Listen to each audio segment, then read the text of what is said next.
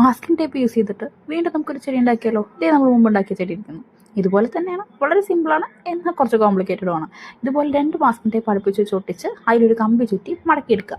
എന്നിട്ട് അതിലൊരു ലീഫിൻ്റെ ഷേപ്പ് വരച്ചു കൊടുക്കുക. വരച്ചതിനൊത്ത് വെട്ടിക്കൊടുക്കുക. അതിൽ നല്ല കളർ അടിച്ചു കൊടുക്കുക. അതിലാവശ്യത്തിനുള്ള വെയിൻസും കാര്യങ്ങളൊക്കെ വരച്ചു കൊടുക്കുക. വേറൊരു ഡപ്പ എടുക്കുക, അതിനെ മുറിക്കുക. നമ്മളൊരു വെയ്സ് ഉണ്ടാക്കാനുള്ള പുറപ്പാടാണ് കേട്ടോ. ഒരു ആസ്തറ്റിക് വൈബിന് വേണ്ടിയിട്ട് ഞാനതിൽ കുറച്ച് സ്ട്രോസ് ഒക്കെ ഒട്ടിച്ച് നല്ല കുട്ടപ്പനൊക്കെ എടുത്തിട്ടുണ്ട്. നിങ്ങൾക്ക് ഇഷ്ടമുള്ള രീതിയിൽ ഒരു സ്റ്റാൻഡിൻ്റെ സെറ്റപ്പിന് വേണ്ടിയിട്ടാണ് ഞാനൊരു 3 തടിക്കഷ്ണം എടുത്ത് അതിൽ കറുപ്പ് കളർ പെയിൻറ് കൊടുത്തു. പിന്നെ കുറച്ച് ചരൽ പെറുക്കി കൊണ്ടുവന്ന് അതിൽ ഗോൾഡൻ കളർ പെയിൻറ്റും അടിച്ചു കൊടുത്തു. നേരത്തെ നമ്മൾ അടിച്ച കറുപ്പ് പെയിൻറ്റിൽ വീണ്ടും ഗോൾഡൻ കളർ അടിച്ചു. എന്തിനാ? ആസ്തറ്റിക് ലുക്ക്, അത് നമ്മൾ വിടാൻ പാടില്ലല്ലോ.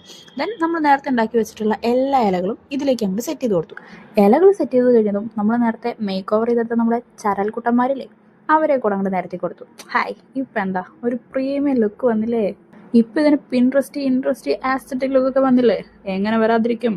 കാരണം ഞാനിത് പിൻട്രസ്റ്റിൽ കണ്ടപ്പോൾ ഇൻട്രസ്റ്റ് തോന്നി ചെയ്തൊരു ഐറ്റാണ്. ഇനി നിങ്ങൾ പറ, സംഭവം എങ്ങനെയുണ്ടെന്ന്. ഇഷ്ടപ്പെട്ടു എന്ന് അറിയാം.